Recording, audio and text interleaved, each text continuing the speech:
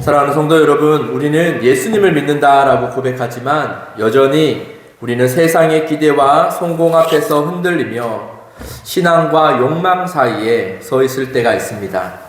주님을 따르면서도 동시에 세상이 약속하는 인정과 안정, 그리고 눈에 보이는 결과를 붙들고 싶어 하기도 합니다. 바로 오늘 본문이 그러한 장면을 보여주는 장면입니다.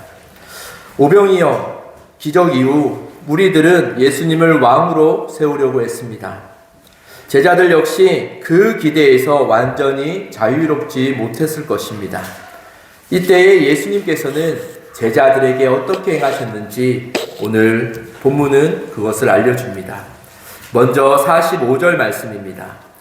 예수께서 즉시 제자들을 제초가사 자기가 무리를 보내는 동안에 배를 타고 앞서 건너편 베세다로 가게 하시고 라고 말합니다.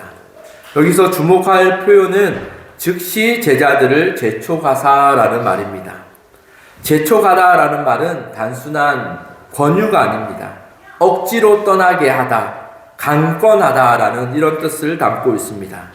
이는 제자들이 자발적으로 떠났다라기보다 오히려 떠나기를 꺼려했을 가능성을 보여줍니다. 그렇다면 왜 예수님은 제자들을 그렇게까지 제초하셨을까요? 평행 본문인 이 마태복음과 요한복음을 보면요, 오병이어의 기적을 경험한 많은 무리들이 예수님을 붙잡아 자신들의 왕으로, 이스라엘의 왕으로 세우고자 했음을 알 수 있습니다. 이때까지만 해도 제자들이 품었던 기대는 무리들이 가지고 있었던 그 기대와 별로 다르지 않았습니다. 제자들 역시 예수님을 세상의 왕, 세상의 메시아로 이해를 했고 또한 그렇게 되기를 은근히 바랬던 것이죠. 바로 이러한 상황 속에서 예수님은 제자들을 재촉하여 배에 태워 보내시고 계십니다. 무리들의 열광과 그 기대에서 의도적으로 제자들을 분리시키는 예수님의 모습을 볼 수 있습니다. 다시 말해 예수님은 제자들이 이 세속적인 그 열망에 휩쓸리지 않도록 그 자리에서 떠나게 하셨다라는 것이죠. 이 장면은 예수님께서 제자들과 무리들을 구별하셨다라는 사실을 분명하게 보여줍니다. 그러므로 이 장면은 분명한 메시지를 줍니다. 예수님은 제자들을 무리와 의도적으로 분리시키셨다. 열광과 성공의 분위기, 세속적인 기대 속에 머무르게 하지 않고 하나님의 뜻을 따라 다른 길로 그들을 보내신 것을 시작하셨다라는 것이죠. 교회와 성도는 오늘날 세상 가운데 살아갑니다. 그러나 세상과 같은 꿈과 비전을 가져서는 안 됩니다. 세상은 왕을 원하지만 주님은 십자가의 길로 우리를 부르시고 계시고 그 십자가의 길을 자기의 멍에를 지고 따르라라고 그렇게 말씀하십니다. 우리 한국교회는 참으로 많은 은혜를 받아왔습니다. 그런데 그 은혜가 때로는 신앙의 목적을 흐리게 만들 때도 있었습니다. 교회에 나오는 이유가 하나님 자신이 아니라 세상적인 성공과 복이 되는 경우가 적지 않습니다. 이는 오병이어 기적 이후 예수님을 붙잡고 왕으로 세우려 했던 이 무리들의 모습과 너무나 닮아 있습니다. 그러나 예수님께서는 그 자리에서 제자들을 구별하셨듯이 오늘 우리 또한 분명한 부르심 앞에 구별하고 계심을 기억하시고 그 예수의 부르심에 응답하는 저와 여러분 되기를 원합니다. 세상의 것이 신앙의 이유가 되지 않게 하시고 은혜를 우리가 소비해버리는 무리가 아니라 말씀에 순종하여 은혜를 간직한 채 배에 오르는 그런 제자들이 되기를 원합니다. 그리고 46절을 보면요, 이렇게 말합니다. 무리를 작별하신 후에 기도하러 산에 가시니라. 왜 예수님은 제자들을 그렇게 급히 보내신 후에 그들을 따라가지 않으시고 왜 홀로 산에 올라가셨을까요?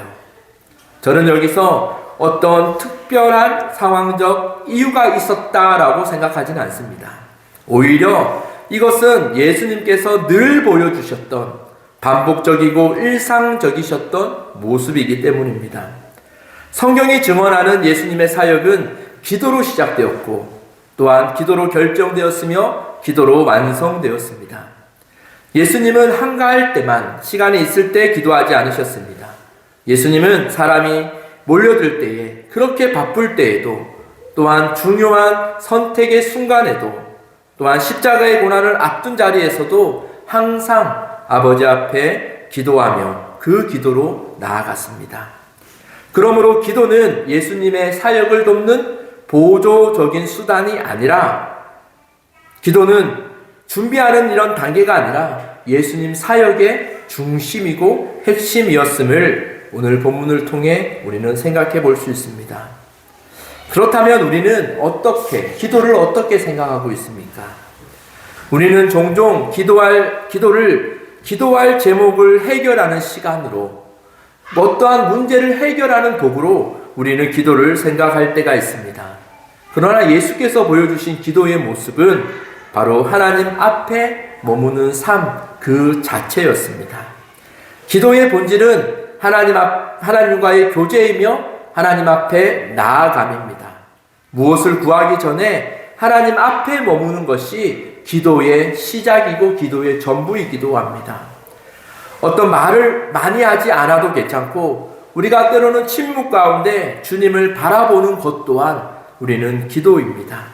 기도는 기도할 거리가 있어서 드리는 시간이 아니라 하나님께 우리의 시간과 우리의 마음을 드림으로 우리의 중심이 하나님께 있다라는 것을 삶으로 표현하는 그 자체가 기도입니다. 기도의 그 자리에서 우리는 하나님과 점점 더 친밀해집니다. 그리고 그 기도의 자리에서 우리의 마음은 하나님의 뜻에 맞추어지게 되고 하나님의 마음을 비로소 이해하게 되는 것이죠. 결국 기도는 하나님을 움직이는 수단이 아니라 하나님과 함께 머무는 그 은혜의 자리가 되어야 한다입니다. 여러분, 또한 이에 제자들을 태운 배가 이제 바다를 건너고 있습니다. 48절입니다. 바람이 거스름으로 제자들이 힘겹게 노 젓는 것을 보시고 밤 사경쯤에 바다 위로 걸어서 그들에게 오사 지나가려 고하시네라고 말합니다. 제자들이 바다를 건너는 중에 어려움을 겪습니다. 그 모습을 보시고 예수님께서는 제자들에게 오십니다.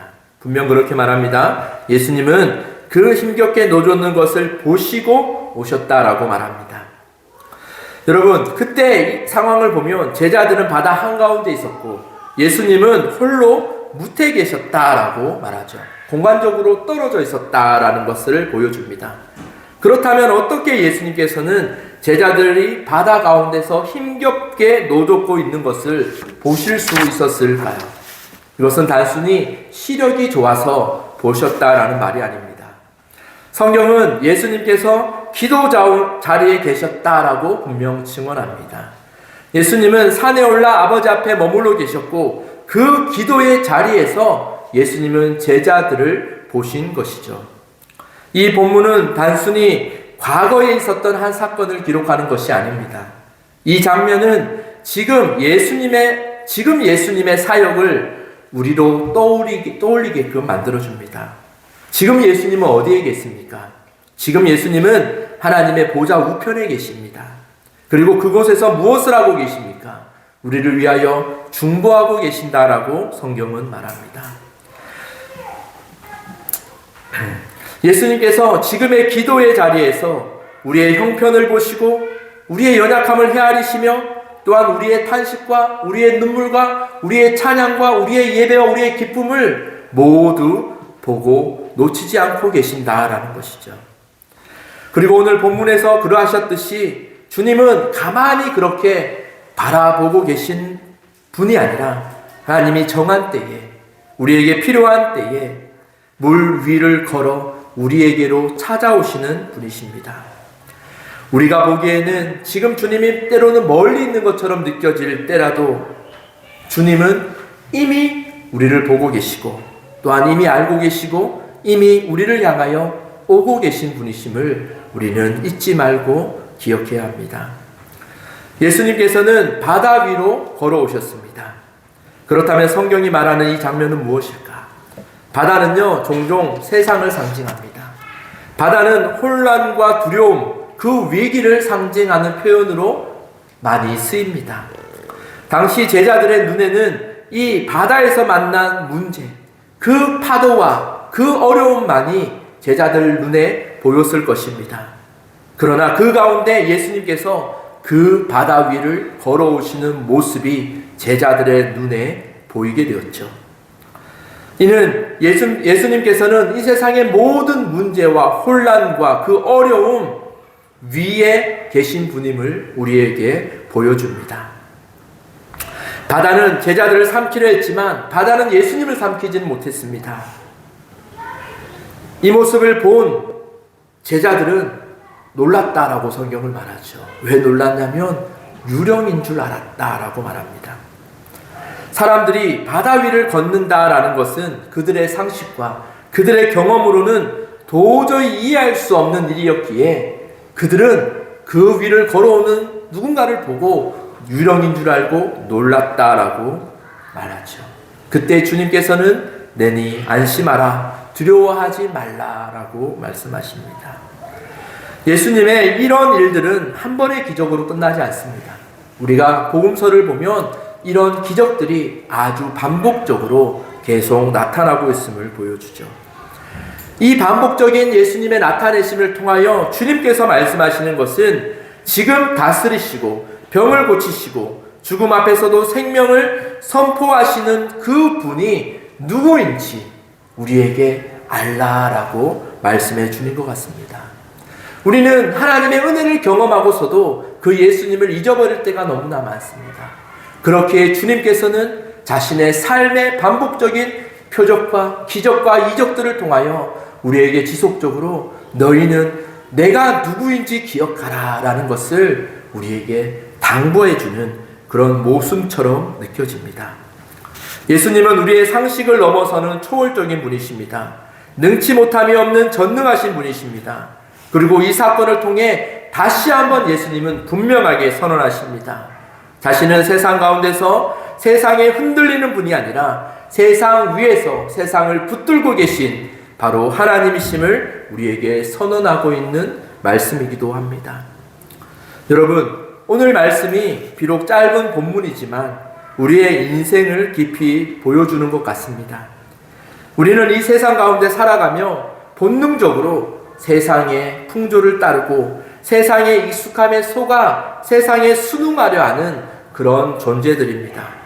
그러나 예수님께서는 그리스도인들이 세상에 살지만 결코 세상에 속한 사람처럼 살아가서는 안 된다라고 분명히 예수님은 우리에게 보여줍니다. 그렇다면 우리가 어떻게 세상 속에 살면서도 구별된 그런 삶을 살아갈 수 있을까요? 오늘 예수님께서는 자신의 기도의 삶으로 그 모습을 보여줍니다. 하나님과의 대면하는 시간, 곧 기도와 말씀과 예배의 자리를 통해 우리는 세상과 다른 그리스도인임을 우리는 느낄 수 있는 것이죠. 구별된 삶은 어떤 특별한 능력에서 시작되지 않습니다. 가장 먼저 우리의 시간을 하나님께 구별해 드리는 그 결단의 순종으로 인해 우리의 삶이 세상의 사람들과 아닌 구별된 그리스도인의 삶이 시작되는 것이죠. 바쁜 삶 속에서도 기도의 시간을, 말씀의 시간을 거룩하게 구별하여 드리는 저와 여러분들이 되기를 원합니다. 누누이 말하지만 우리는 살아가는 환경이 다 달라요.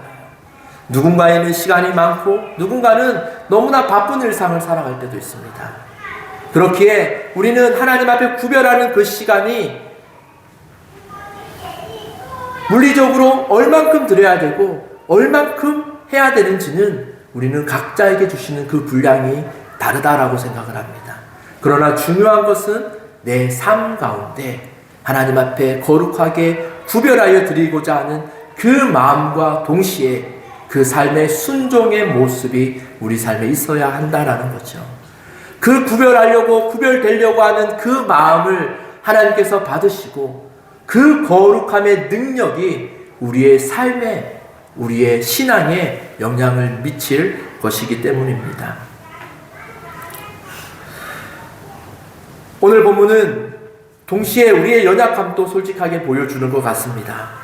우리는 은혜를 경험하고도 그 은혜를 쉽게 잃어버린 채 그렇게 살아갑니다.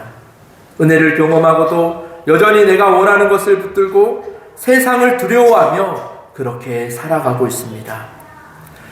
그 떡 떼시던 이를 깨닫지 못하고 도리어 그 마음이 둔하여진 이 제자들의 모습처럼 우리의 모습도 바로 이런 모습입니다. 더한 문제는 우리 안에 있는 본성, 우리 본성 안에 있는 교만입니다.